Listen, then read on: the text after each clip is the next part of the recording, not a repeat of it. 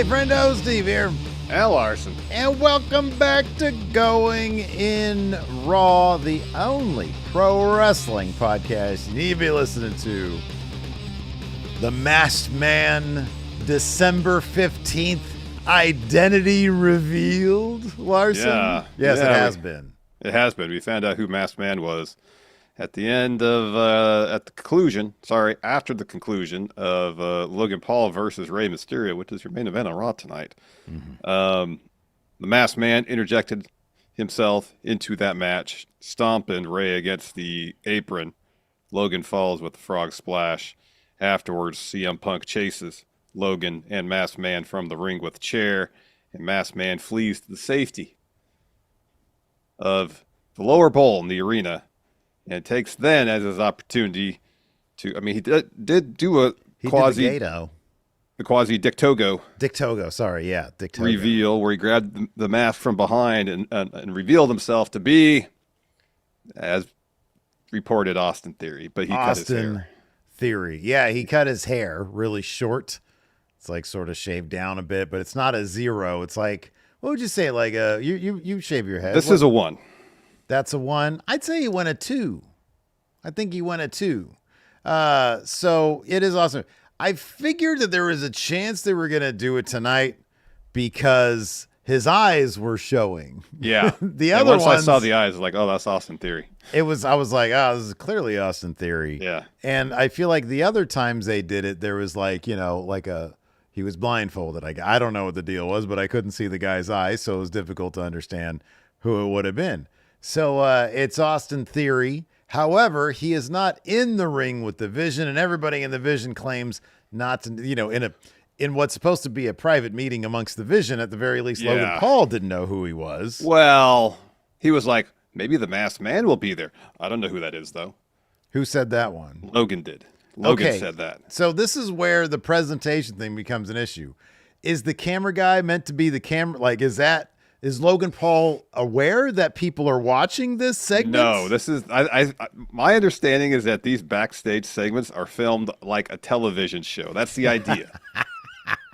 That's my that's how I think we as the audience are supposed to understand. Yeah, right. The talent involved in these segments are completely unaware there's a camera filming them. Yeah. So when Logan Paul says, maybe the Masked Man will show up. Oh, I don't know who that is. He was trying to divert any potential knowledge of who the Masked Man is, the identity of Masked Man, away from the other members of the Vision. So because you're I think saying Logan he Paul is knows. behind it. Yes. Okay. Well, there you go. Logan Paul knows. And I know Logan Paul was on an episode of The Grayson Waller Effect once. Yeah, that sounds right. Yeah. But beyond that, I don't recall any connection between Logan and Austin Theory, unless this is a situation where Logan Paul is trying to assert control of the Vision by bringing in his people. Man, this is a pretty stunning, deduction here from Larson. I wonder if it's going to be revealed that Logan Paul is in fact behind the Masked Man. It seemed that way based on how he was behaving in the backstage segment. I thought it was a fairly clear indication that he was trying to be like, oh, hopefully the Masked Man will be here. I don't know who it is. All right. That was my take. Okay. Well, you could be right about that. I don't know. Maybe I just was paying like less attention than you were. Nonetheless, we're not shocked that it's Austin Theory. We all expect it to be Austin Theory, I think. Well, yeah, people have said it's Austin Theory. Yeah, like people have said for a while it's Austin Theory. Since the first, yeah. I just kind of felt like there was probably like a really dramatic way to reveal the identity of Masked Man, and this wasn't it. It was like we need an image that's kind of like comparable to a cliffhanger, but not really. Okay, yeah. To end Raw, so we'll do that. Mm-hmm. As opposed to if it's a situation, and I'm not saying this because it's my idea. I think it'd be a fairly dramatic way to go about doing it at the January 5th title match. Mm-hmm, mm-hmm. Masked Man tries to get involved. Punk stymies him. In the process, somehow his identity is revealed, and maybe that's the distraction that helps Braun win. I don't know, but that feels like, oh, that's really impactful in my mind. That's a dramatic revelation of who this individual is, as opposed to him standing in the crowd for a little bit And then Punk looks at him, talks some trash, and he takes the mask off. Yeah. It doesn't feel terribly dramatic to me. Yeah, I feel that. I feel like for me, dude, it's more just let's rip the damn Band-Aid off and move on with it. You know, another 3 weeks of the same shenanigans and the Vision being like, what is this all about? Who is this guy? I don't know. It seems like it had been old by then. January 5th seems like a million years away from now. It's only 3 weeks. And no, I know. But it just seems like it would have been too long. That being said, this is Triple H we're talking about. His stories move at a glacial pace, Steve. Yeah, they're often mispaced. I agree with that. So, yeah, I don't know. I feel like there could have been a more dramatic way. I feel like I'm just sort of happy that we're here, though. Now we can move on and he can give us his damn thesis. We knew it was him. Yeah. You know, we knew it was him. So I don't know. I'll put it this way. I don't think there's a way, when you say dramatic, yes, is there a story beat that they could have hit, during the match or whatever? Sure.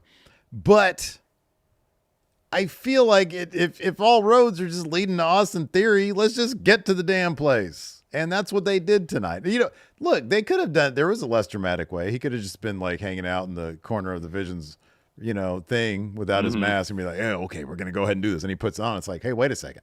That was, there are other ways they could have done it. Oh, absolutely. I'm not saying this is the least dramatic way. I'm just saying it just wasn't a terribly dramatic way to do it. So then we move on to what's next for Masked Man Austin Theory. Your theory is this is a Logan Paul production. Yeah, I feel pretty confident at this juncture that Logan Paul is the one who brought Masked Man into this. As far as Logan trying to bring in his own people to kind of usurp control of the Vision, that I don't know. That was me just spitballing in the moment. It's a cool idea. I like the idea. And you got that, plus you got Braun kind of tired of waiting. Mm-hmm. It's entirely possible that his days in the Vision are numbered. If he just gets tired of waiting around, listening to Heyman, he starts being action now guy. Yeah. I did appreciate how Braun Breaker was actually the one standing in the backstage bit. He actually sort of took command of things. CM Punk, oh man, promo of the year from CM Punk tonight. I actually thought that was really good. It was one of his better promos since he's returned to WWE. Yeah, he had some zingers in there, man. He did. Yeah. And when Punk is at his best, we've talked about this, when he's discontent backstage, but when this dude has something to work with, and Braun Breaker 2 weeks in a row delivering a promo, 2 promos of the year on CM Punk, and CM Punk having that to work with, he's at his best. And he gets me sitting there just thinking, God damn, how is this guy not stumble at all delivering this shit so dramatically? He is one of the best at just when he's got something to work with, delivering it. He's so damn good. I thought that was a really great promo from him tonight. It was. It definitely was. And as anticipated, Gunther opened the show. They tried their best to recreate what happened after Mania 33 with Roman coming to the ring and the crowd booing him. Okay, but hold on. Before we get to that, I thought you were going to say, so the video, do you think the video package preceding his arrival that they ran showing what happened on Cena's last match, was that an accurate representation of the events? I'll be honest. I saw what they were doing. I was like, I already watched this, and I zoned out. I watched, I happened to tune in like live and like right at the 5-minute mark. And so it was just the tail end of it. And I rewound a little bit because I wanted to see how they represented the crowd booing all over it. They did not represent that at all, man. They would, yeah. It was more like they had some very melancholy music. Yeah. And there were definite like reactions when he taps out, but it was more like bewilderment and confused, as not like to F you Triple H. Yeah. When Cena's in the, they didn't even show Triple H. I don't think, well, they might have. I fast forwarded once they got to the pageantry. But remember when Cena was on his knees in the ring trying to explain to the audience what they just saw? He was like, I gave it everything I had, guys. Yeah. And they're just raining the booze down. During that shot, they had the crowd doing this shit. giving the applause. I was cracking up. I was like, "Oh, you revisionist history bastards." Yeah. So yeah, Gunther shows up, and like you said, they did their damnedest to recreate Reigns post Mania 33 after beating the Undertaker, where he said simply, "This is my yard now." You know, Raw after Mania crowd, that's a tough one to beat. It is, and Gunther did a good enough job milking the moment and trying. Anytime there was an ebb in the crowd's reaction, he did something to bring it back. Yeah. And he milked it for a bit, got on the mic, said I tapped out John Cena, and when he tapped out, he tapped out like a little bitch, Yeah. which is fine, but given Roman calling himself Big Dog, Undertaker referring to WWE ring as his yard, just Roman coming out saying this is my yard now just had more oomph to it. I felt like, you know what I mean? So it wasn't like generic shit talk. It was very pointed.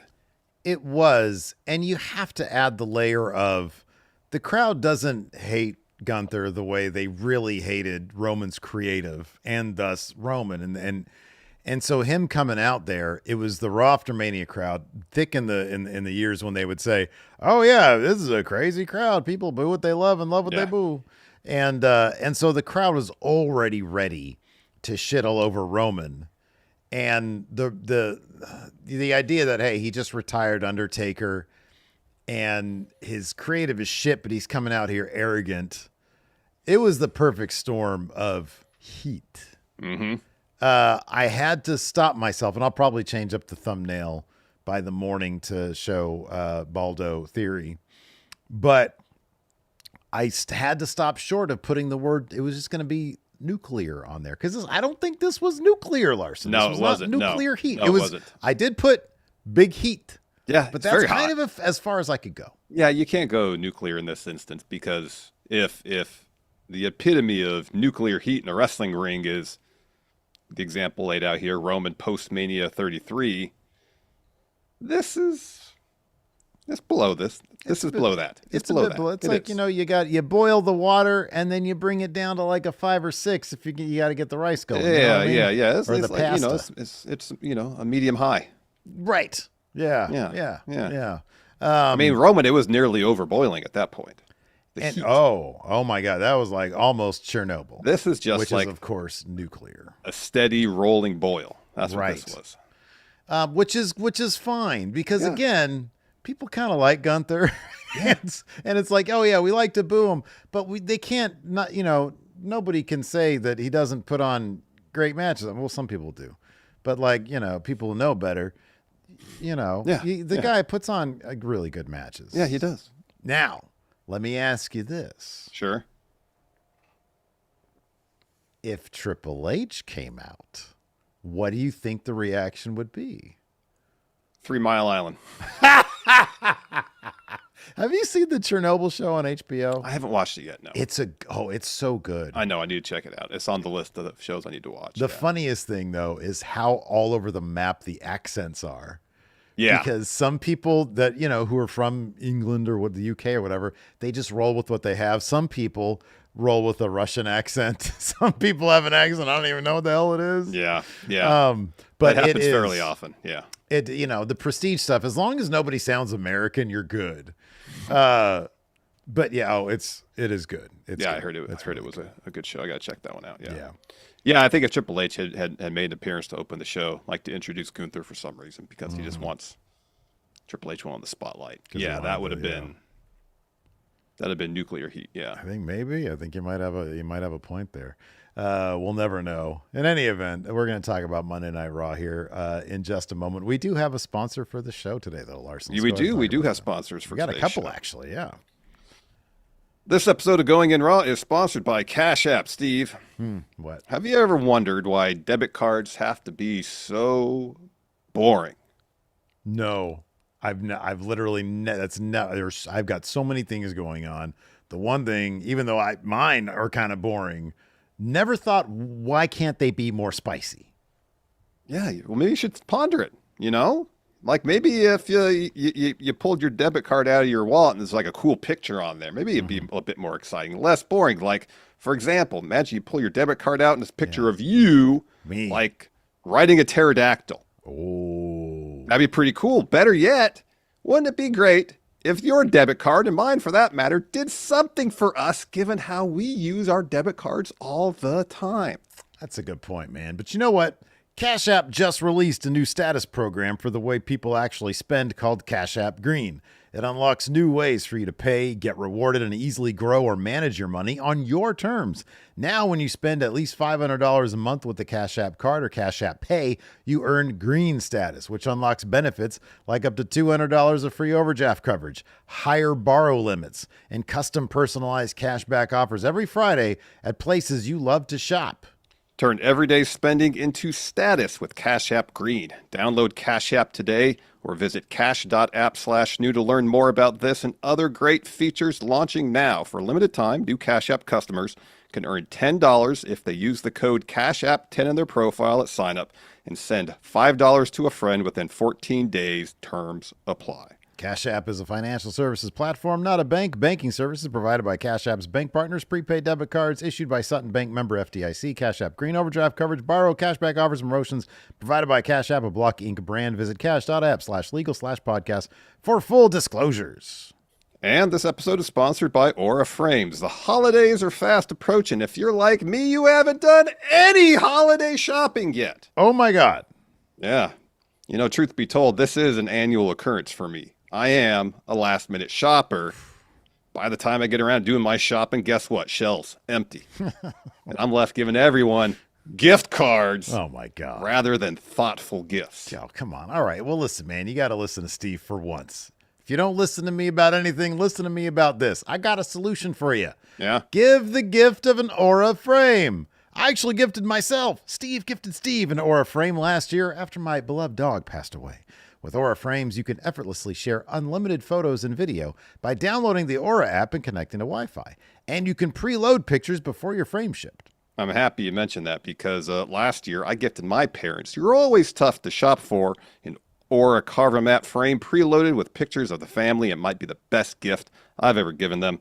For a limited time, save on the perfect gift by visiting auraframes.com to get $35 off Aura's best-selling Carver Mat frames, named Number 1 by Wirecutter by using promo code RAW at checkout. That's AURAFrames.com, promo code RAW. This deal is exclusive to listeners, and frames sell out fast, so order yours now to get it in time for the holidays. Support the show by mentioning us at checkout. Terms and conditions apply. And this episode is sponsored by him, Steve. Yes. I've noticed that you've taken to wearing hats here on the show, and I think I know why. Why? You're trying to cover up your thinning hair. What? No.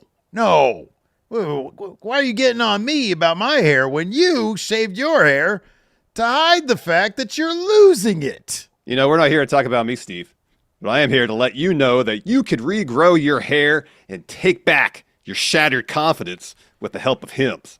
See, Hims offers convenient access to a range of doctor-trusted prescription hair loss treatments with ingredients that work. And I know you'll like this part.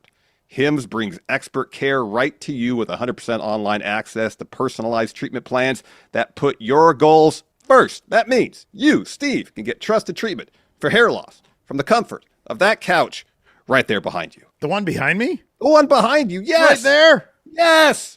For simple online access to personalized and affordable care for hair loss, ED, weight loss, and more, visit hims.com/goinginraw. That's hims.com/goinginraw for your free online visit. hims.com/goinginraw. Individual results may vary based on studies of topical and oral minoxidil and finasteride. Featured products include compounded drug products, which the FDA does not approve of or verify for safety, effectiveness, or quality. Prescription required. See website for full details, restrictions, and important safety information. All right, man, let's talk about Monday Night Raw last night. Tonight. Well, hey, people might be watching it tomorrow. Tomorrow, that's entirely possible. Usually get most reviews within 24 hours. In an hour on the East Coast, it's going to be tomorrow. Fine, whatever. This week's Monday Night Raw. Anyways, Raw kicked off with a replay of Saturday night's main event. Revisionist history. Yeah, it was. Gunther comes out to big heat. He gets on the announce desk, taunts the crowd, laughing a lot.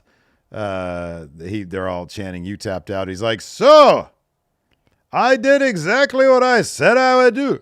I made John Cena give up." And he gets right in the camera. He says, "When he gave up, he tapped out like a little bitch."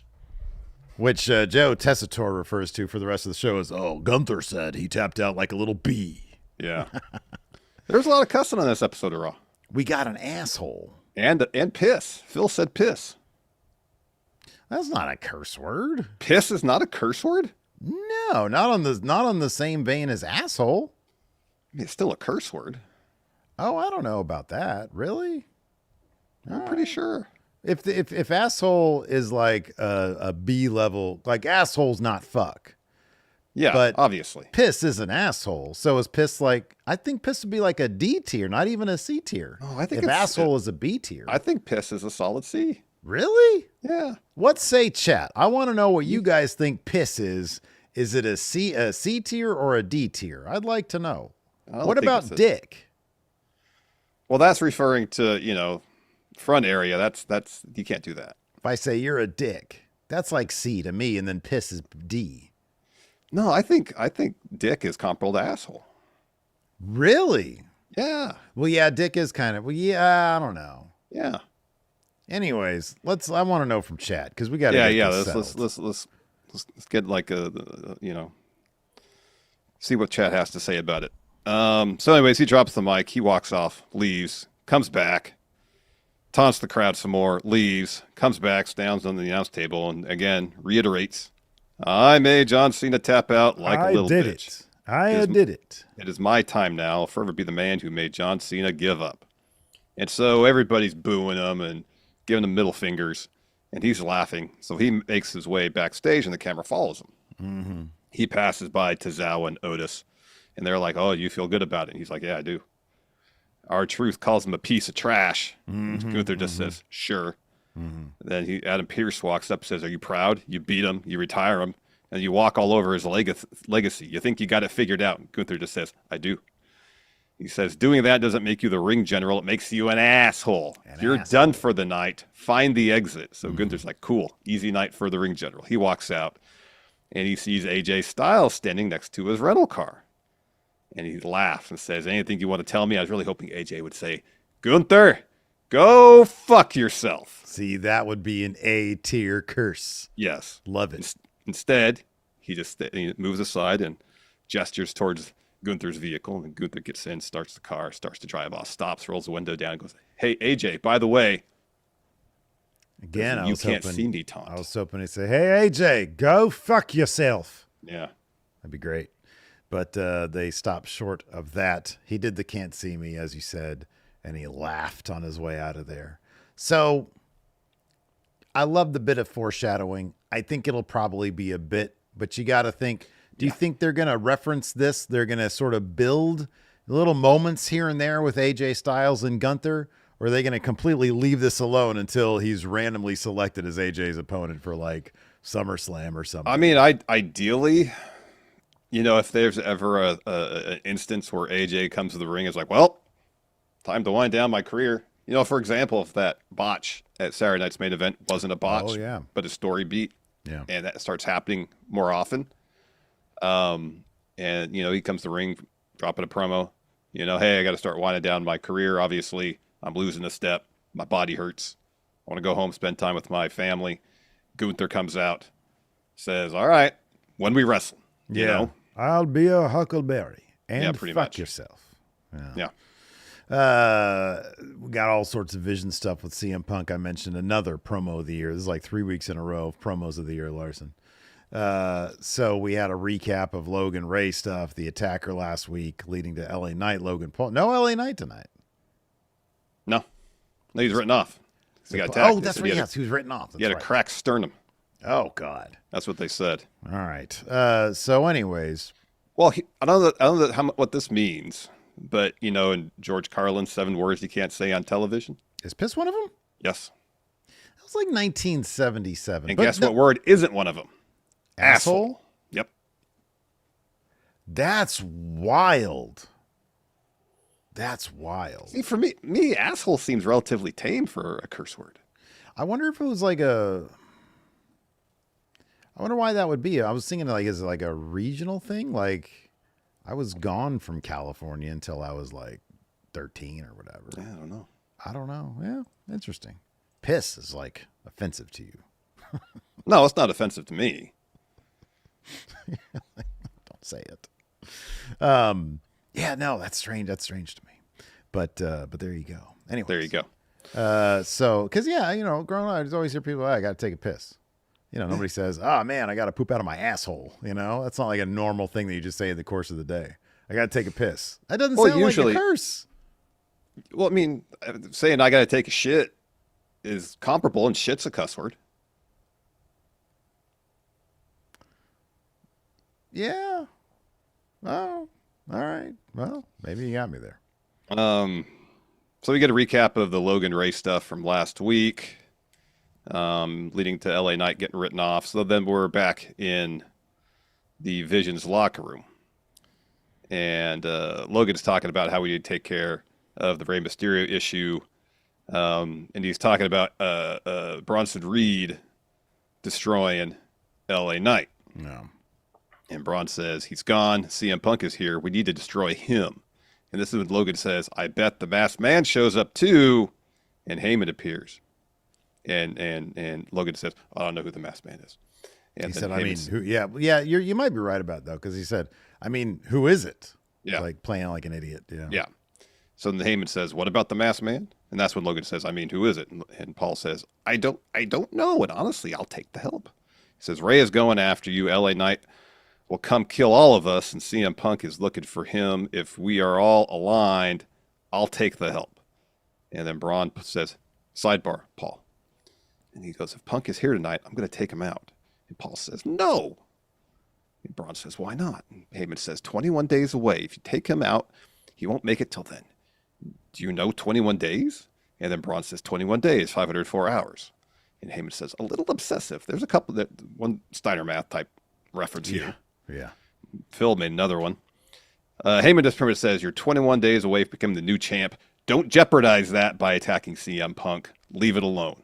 And so Braun eventually relents. Logan walks up and is like, hey, you going to help me with Ray tonight? Braun's like, yeah, fine, I'll do it. So that brings us to CM Punk's promo. And oh boy, he had some steam behind this one. He did. Good to see. He says, I was forced to miss 2 Raws in a row because people much smarter than me wouldn't clear me to fight or fly. He says, I'm here to tell you what happened. Hurt, but not as much as the last 2 weeks when I heard Braun Breaker talk. He says, listen up, you cross-eyed Neanderthal Nepo baby. You came out here with your full chest. You were mad about how I tried to end your career and break your neck. I know brains don't run in the family, but you didn't sign up for board games. You signed up for war, son. Congrats, your team won. But you had the audacity to stand in my ring and talk about how you were disappointed how easy it was to beat me and pin me. You want 2011 CM Punk, man. You can't handle 2025 CM Punk without help from your friends. A Lesnar F5, a Tsunami, and this mystery masked man. Congrats, you pinned me. It puts you in line for a title shot, but you didn't do it alone, did you?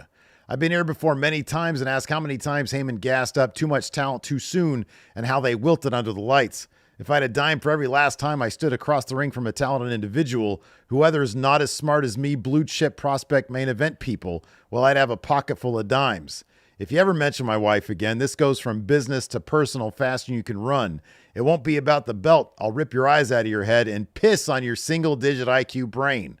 He says, January 5, I would tell you to show up alone. I would challenge you to test yourself, but I know you won't do it. You don't have the heart and belief in yourself to carry this company and wear this.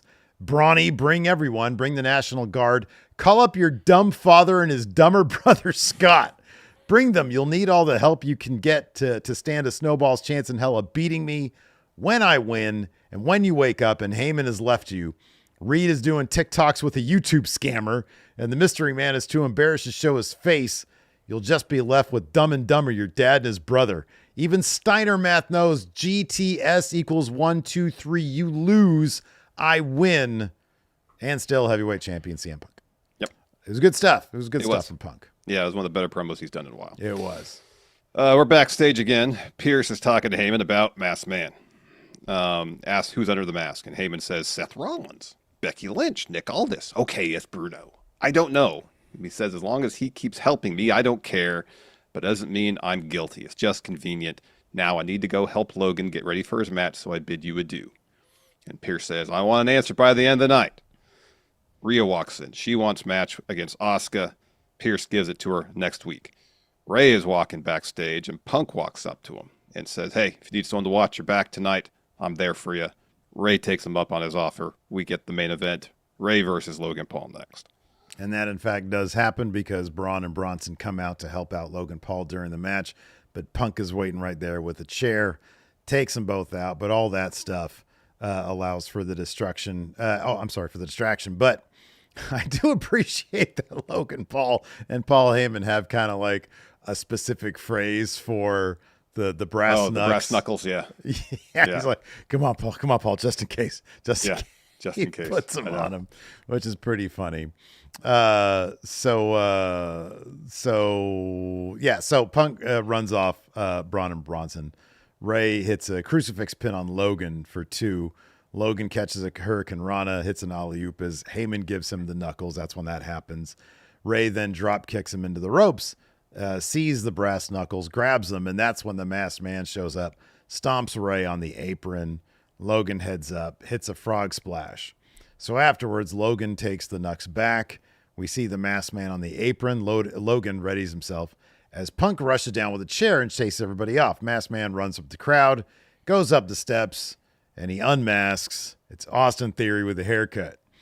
He stares at Punk, and then from behind, Braun Breaker gets in without Punk knowing, gives him a big old spear, grabs the title, sort of leans over Punk, and says, you ever talk about my family again, you'll never stand on 2 feet again.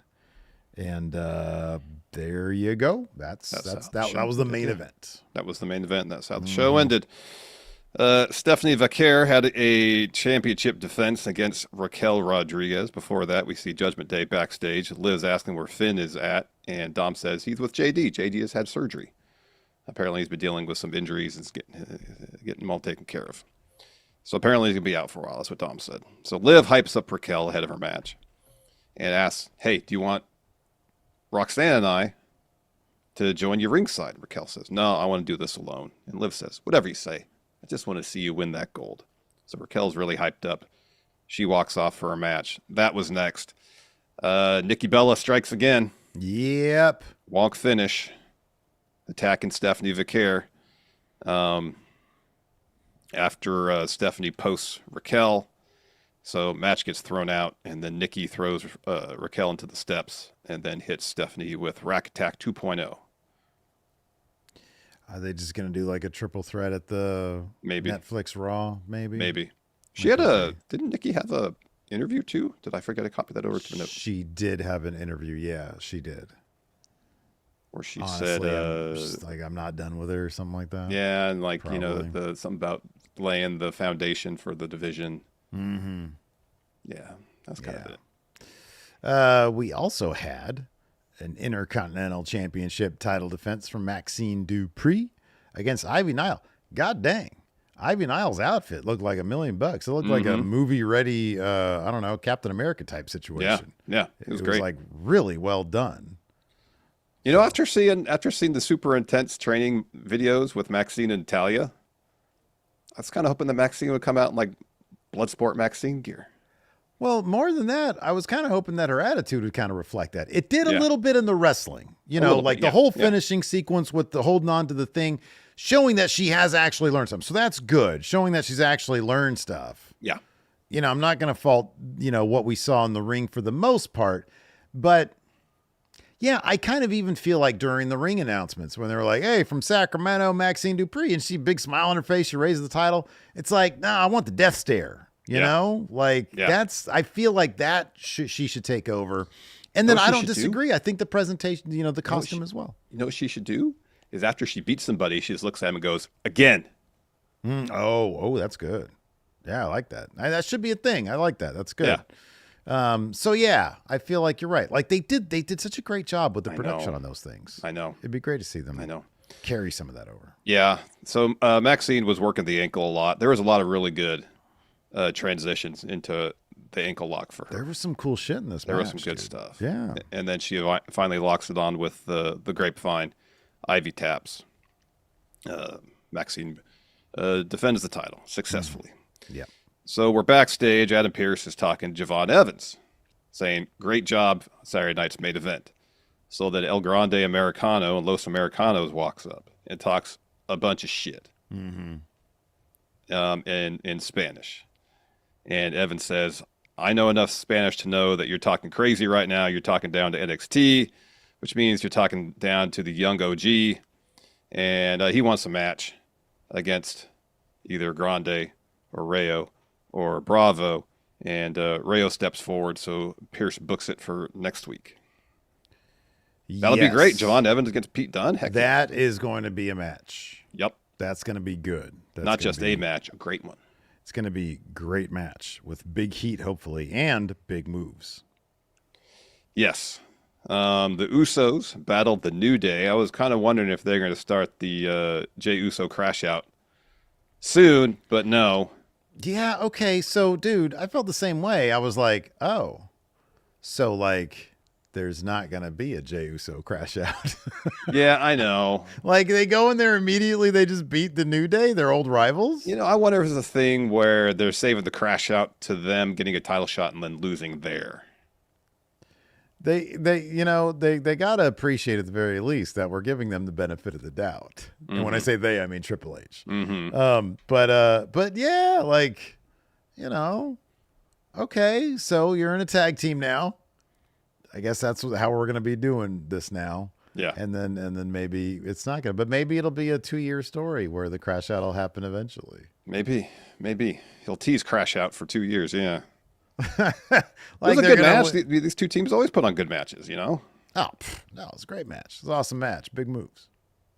In the end, Usos win with 1D. This is where I put the Nikki promo because she talks, or Jackie interviews her after Dragon Lee and AJ Styles. Oh, yeah. Jackie asks them about the Usos.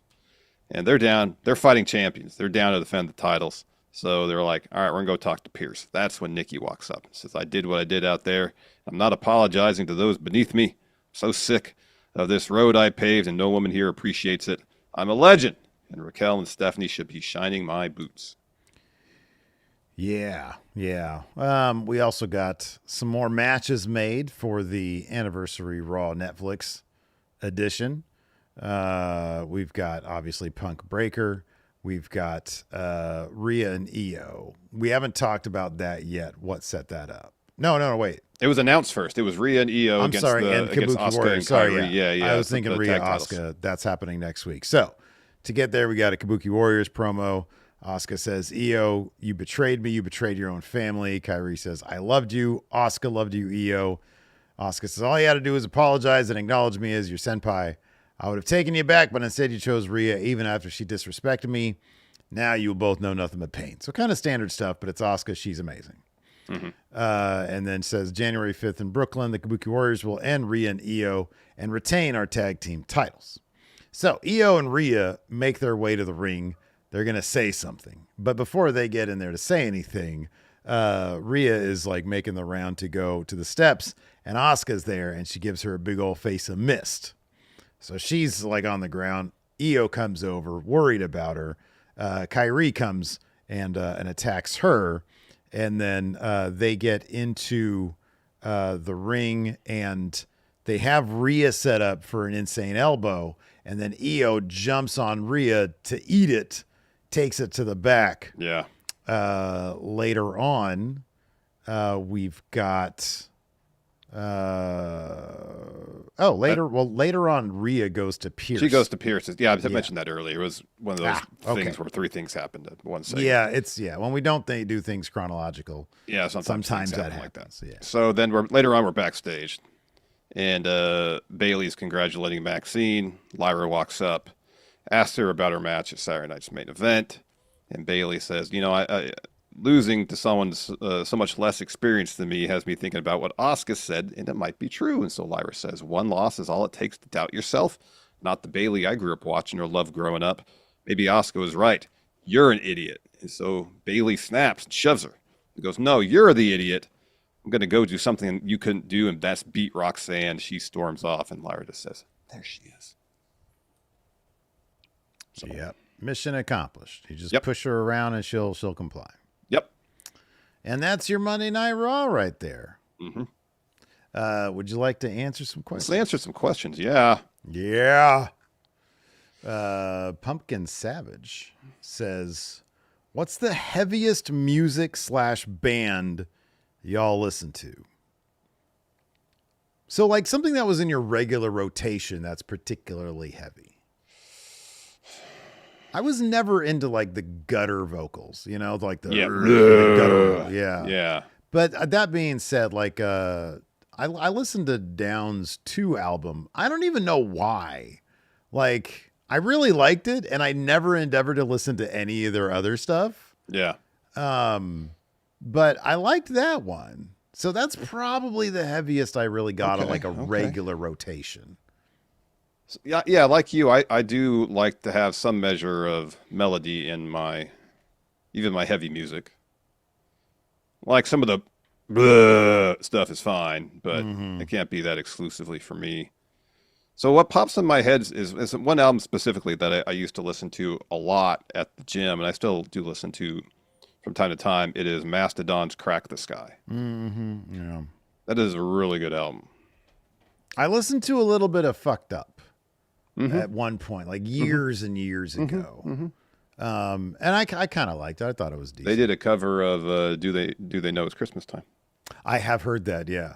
Yeah, that's good. That's good stuff. Chester Lerman here asks, what if this is just one of the masked men? That'd be sick. Would you be into that? Like next week if there's another one? Lead credence to the idea that if Logan's behind it, he's trying to bring in his people and take over the vision. Yeah. You know, I think that'd be terrific, man. You know, like a faction beginning from a faction already existing. That'd be kind of cool. I like that. Yeah. Yeah. That could be neat. It'd be different. Cameron here asks, what movie reveals would have been better with a Theory-esque unmasking? Wow. What a good question. Like when Vader was unmasked in Return of the Jedi. I mean, his shit was all kind of busted up. Yeah. But I think didn't Luke take the thing? Yeah, Luke took the he thing did off. because Vader got all jacked up from tossing the Emperor down the reactor or whatever that was. Yeah. He had shorted out his breathing apparatus. Yeah. But if Vader was just standing with some stormtroopers and went, no, I had to do Dick Togo gotta do this. Just busted that helmet off like that. Yeah. Luke, and that old man's underneath. Yeah. And then later on, they retcon it to look like Hayden Christensen. Did they do that? I forget. Did they go back in the Return of the Jedi movie and change that? I don't remember. In the latest, they made so many changes. They have made a ton of changes. Hey, I got back on Andor, dude. So you know that Disney Plus, the deal, Black Friday deal, right? I think I mentioned this, but it's with ads. Yeah. Right. And so now Andor has commercials in it. But you know what, man? I ain't complaining, because when you and I grew up, every damn thing we watched was interrupted by commercials. Got that right. Mr. Sinister here says, if Brock is set to retire at SummerSlam next year, how many matches will he have before that, and who would be his opponent? So he'll have a match at Mania for sure. A Mania match. He'll be in the probably Rumble, a Saudi match. Where's the next Saudi show? Or when? Royal Rumble? Yeah, he'll be at the Rumble because he'll get the Saudi check. Yeah. So those two for sure. Might just be those two. Yeah, so he'll be in the Rumble. And then at Mania, Gunther maybe? Coach John Pliskin says, what are your favorite Christmas-related WWE moments? At some point, did Stone Cold disguise himself as Santa Claus? I think he gave someone else disguised as Santa a stunner. I'm pretty sure that happened. Right. Did he give JBL dressed as Santa a stunner during the tribute to the troops thing? That sounds familiar. Am I completely making that? Could be completely making it up. You're very convincing at first saying that. I'm like, I yeah, can't. sure. Yeah. I should. Hey, remember that time that happened? You're like, oh yeah, that was great. Never happened. Never happened. I made it up. Alex Foster here says, with how rushed and bad the Cena face turn was, how do you guys think the New Day face turn might be? Well, here's the difference is that Cena, they had a very hard end date for Cena's heel turn. He had to be a babyface going to SummerSlam, apparently. Yeah. The New Day don't have like a firm date by which they have to be babyfaces, so they can take their time with it. Yeah. So I think that's the difference. Sorry, I'm just thinking of other instances of just making shit up that like probably might have happened or could have happened. Like the Mooches here says Del Rio running Santa over. Like that could have happened. Could have happened. I don't know. I don't remember. Cameron here asks, where does New Day versus Usos rank on your all-time list for tag team rivalries? Oh, very high. Man. Top 3? Yeah, top 3. Top 3. Top 3 for sure. Oh, here we go. Alexa Bliss Gamer says he did, and then he stunned John Cena. All right. All right, cool. Did it happen? I don't know. It's confirmed, apparently. You guys could be putting one over on us. I don't know. I know for a fact that he ran into a lady at WrestleMania with his quad. That we saw with our own eyes, yeah. Yeah.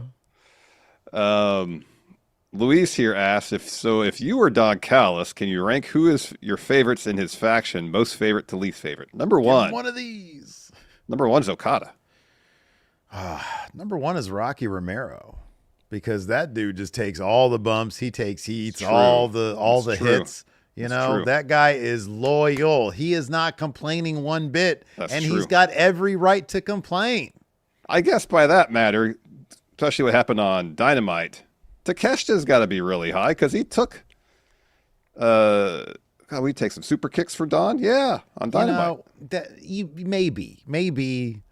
But deep down, if I'm Callis, I'm thinking, God, this Takeshita guy, he's really can't he just get on the same page as Okada? He's really the problem here. That could be, but then he proves his loyalty. Yeah, but to me, that's like too little, too late. So in your eyes, all the pin guys in the Callis family are tops because they take the beat downs. Yeah. They take all the finishers after the match. Yeah. All right. Like, dude, those guys are ride or dies. They're sticking with me after all that. Yeah. Like, hanging out with me has got them nothing but pain and misery. Yeah. They seemingly get nothing in return for their loyalty to Don. I'm keeping those guys around. That's a good point. Yeah. All right. You want a blind power rank? This is a fun one. All right, cool. From Diehard Homer, Greg Morris says, blind power rank these six movies and their place in going in Raw lore. So this is not necessarily the quality of the films, but how important they are to the overall lore and mythology that is going in Raw. Hit me. First one here, Zodiac. Number 2. Number 2 on here, JFK. I gotta say number 3, simply because, would you like to look at the questions, Mr. Lee? We say it like almost every episode. I know. I feel like this one's probably be number 1. No Country for Old Men. No, number 1. I was waiting for that. That's where Friendo comes from. Yep. So, yeah. Boogie Nights. Oh, man. Dude. Okay, now I really got to think. If I'm going to nail this and not biff it, I got to think. What spots do you have available? 4, 5, and 6. Boogie Nights. We talk about Boogie Nights a lot. A lot. But I'm trying to think if, like, we quote. See, like, for example, Wrath of Khan's going to be way over Boogie. I'm actually going to. Boogie Nights is a very recent thing that we've been talking about. Mainly because a couple of the friendos have been making us power rank stuff. Mm-hmm. So, or blind rank stuff. So I'm going to actually put Boogie Nights at 6. Okay. I think seeing what the next 2 options are here, that's a good move. Next is Wrath of Khan. Number 4. Lastly, The Wrestler, the Ed Asner movie, The Wrestler. Oh, boy. Wrestling Office, she says. Wrestling Office, boy, oh, boy. Yeah, I put that at number 5, and I think I'm cool with this list. The Wrestler could have been number 2. Mm-hmm. I could have put that as high as 2, to be honest with you. Although I will say that Wrestling Office, it had a relatively short window. Yeah. But gosh darn it, that was funny. That was definitely one of those you had to be there moments. It was. It was during our 24-hour stream. One of them, I can't remember if it was the first or second. Just the dead of night, I think we watched. It was like this 1 in the thing. morning we put it on. Yeah. Yeah. And gosh darn it, that was Ed hilarious. Asner's secretary answered the phone. Wrestling Office. Wrestling Office. It's a wrestling office, she says. And like our lights are so down. Was the enforcer like on the stream with us, or was he sleeping at that point? I don't remember. So we're sitting there. My lights are out. Your lights are basically out. Yeah. And you just like, it takes a beat and you go, Wrestling Office, she says. Boy, that was funny. What a great power rank. That was awesome. That was fun. Let's see here.